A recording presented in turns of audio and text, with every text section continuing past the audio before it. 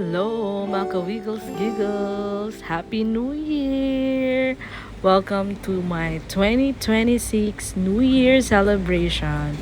So, nandito kami sa Naga for our New Year celebration at kami yung punong abala ni ate simula umaga. Kasi yung tipo ng meron naman supermarket, meron namang mall, pero dito talaga siya pag New Year. Sa palengke talaga kami. Tinan mo, nasa fish section. As in, pagod na pagod ako dyan. So, ayan, nagpasundo kami kay Aad kasi ang hirap ng parking sa palengke nung 31. So, ayan.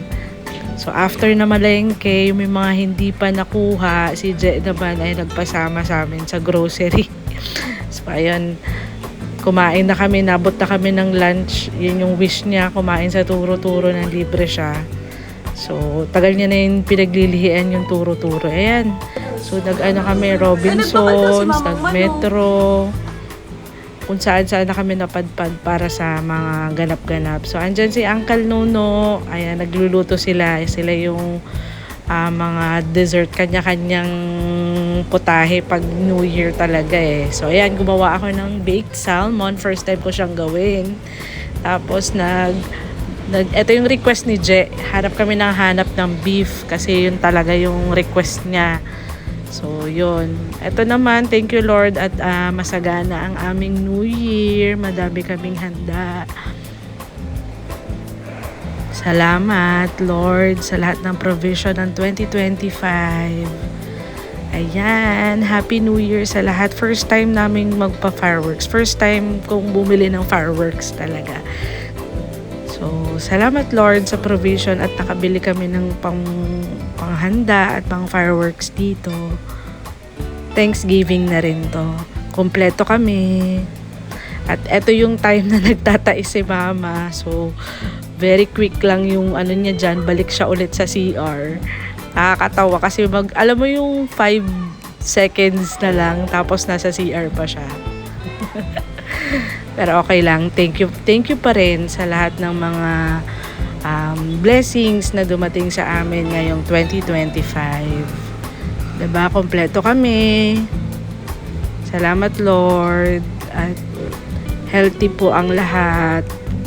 Tapos may panibagong baby sa family, si Kelsey. So, ito yung sa amin, kami ni Je. Sana next year, Lord. Sana po meron na rin kami. Ganun din syempre po kila ate sa kay Kuya Bob, Lord. Ito po yung family naman nila Kuya. Ayan, nandyan na si baby Kelsey, ang aming bagong baby.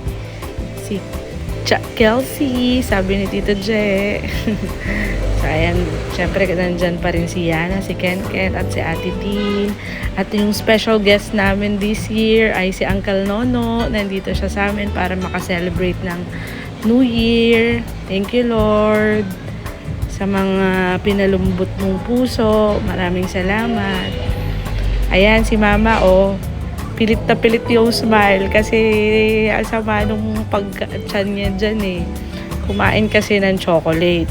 Tapos uminom ng pineapple juice. Tapos uminom ng kape. Di ba very good? Ayan yung lechon, nalit yung lechon. Sa picture, di siya nakasama. Pero ulo lang ng lechon yan, guys, ha. Special shout out sa sponsor namin, sila ate, saka si Kuya Bob. Thank you sa palechon. Ayan, nag-video ko sila after. Samantalang kami ni ate, ang namalengke, nagluto, at ngayon ay maghuhugas.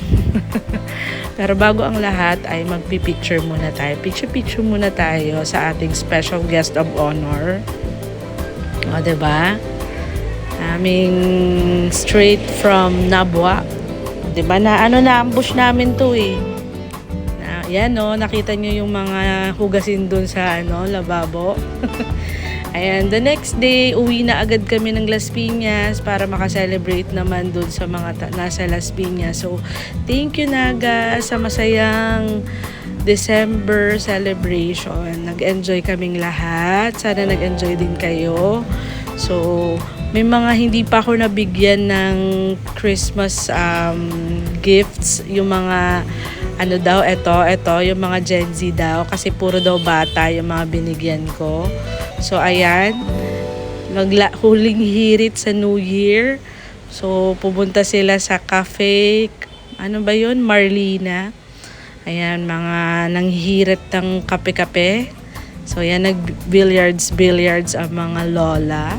Ng mga Gen Z and mga Gen Alpha. So, ayan. Sana nag-enjoy kayo, guys.